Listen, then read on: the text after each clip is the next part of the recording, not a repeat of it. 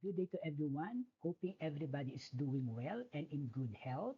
Welcome to Higher Diploma in Data Analytics. In our previous discussion, we've started diving into various Excel functions. For today, we will be continuing other powerful Excel functions being utilized when doing data analytics. Functions such as basic statistical measures, variance and count functions, regression and distribution functions, and ranking and percentile functions.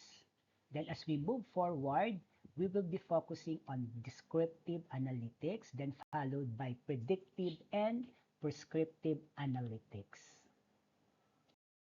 And to recap about Excel functions, so Excel functions is a pre-built formula that helps you perform calculations, manipulate data, and automate tasks efficiently.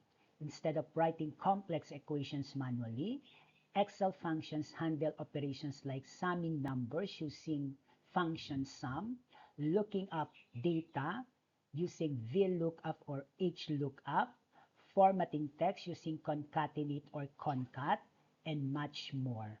Functions make data analysis faster, more accurate, and dynamic, helping business, students, and professionals streamline workflows. They are categorized into groups like math, lookup, text, logical, and date and time functions.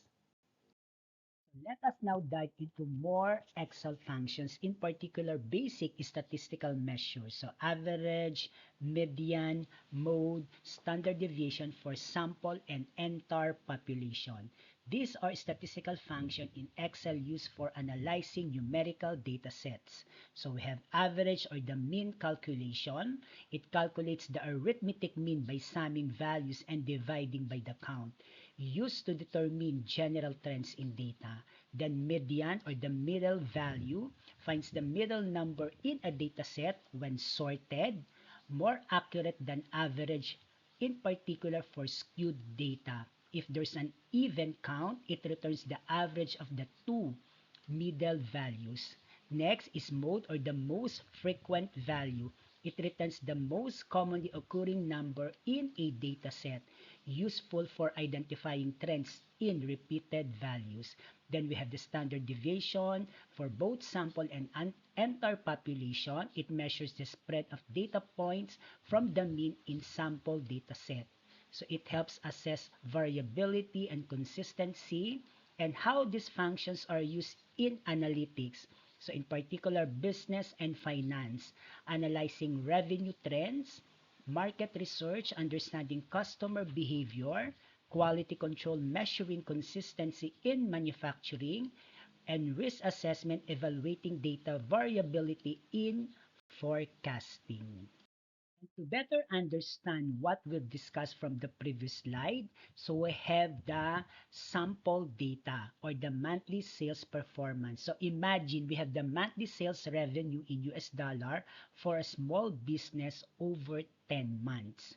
So we have two columns, namely month and sales in US dollars. So along with the usage of various basic statistical measures such as average or the mean calculation, median or the middle value, mode or the most frequent values, and standard deviation, both sample and population.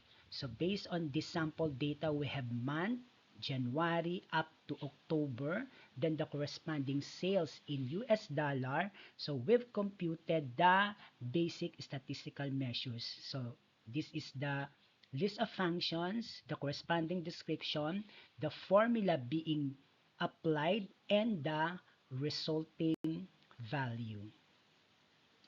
Let us do some data analysis. So these are the data and results analysis of the monthly sales performance as computed from the previous slide. So we have the monthly sales performance, so analysis and insights. So for the average or the mean calculation, the mean sales revenue, the business averages $17,400 per month in revenue. median sales revenue, the median is also $17,400, indicating that the data set is relatively balanced. Then for the mode, since each month's sales figure is unique, there's no identified mode. Then the standard deviation, both sample and population. The standard deviation helps measure sales volatility. A higher value means more fluctuation in monthly sales.